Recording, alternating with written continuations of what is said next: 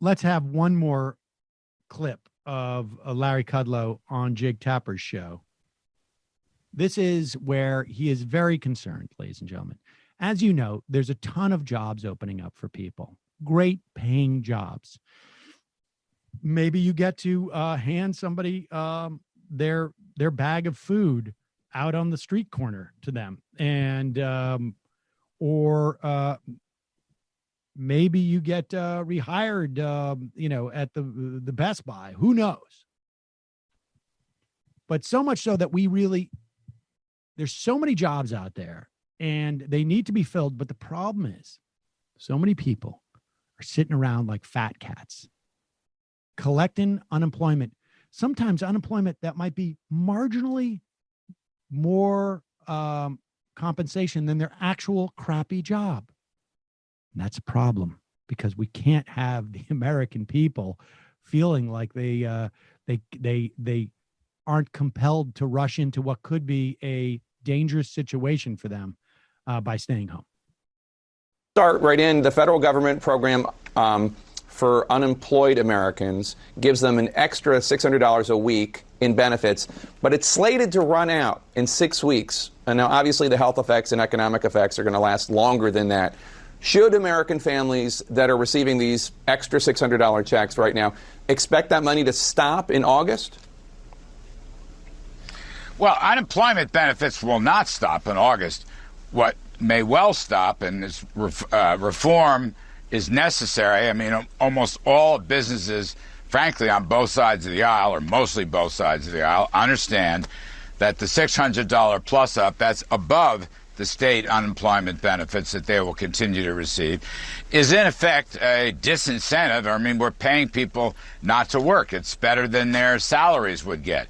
And that might have worked for the first couple of months. It'll end in late July.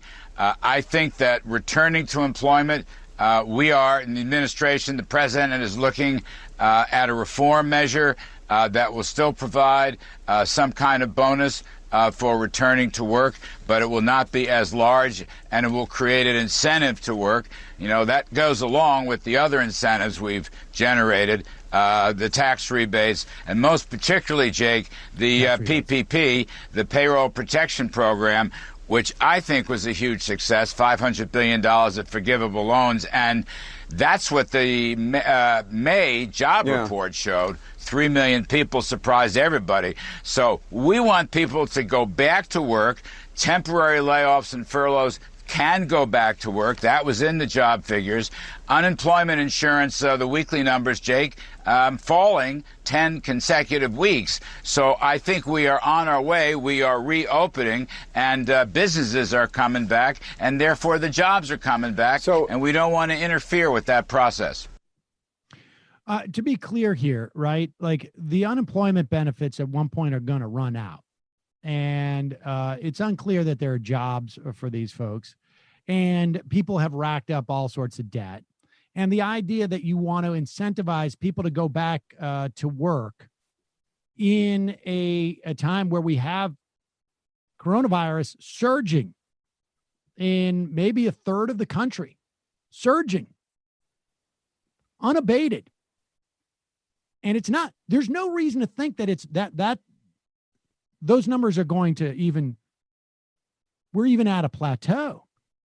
This is we're just seeing now the implications of opening up in Memorial Day. I mean, the delusion here is unbelievable. And the sort of mask off moment of like, look, if we don't make people suffer, we in any way make their lives somewhat easier, they're not going to go back to their crappy jobs. And so, we wouldn't want that.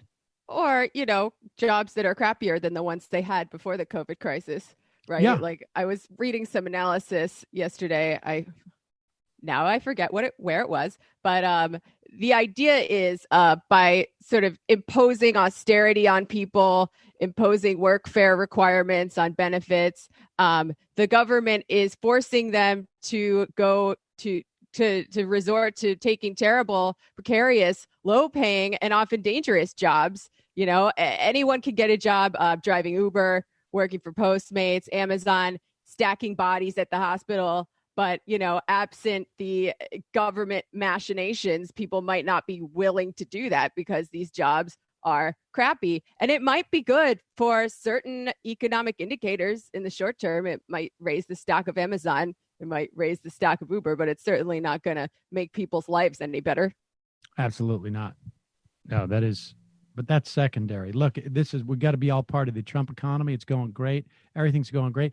I'm not saying that there's, not going to be some bumps here with the surges of COVID, but, nuts. Let's go to the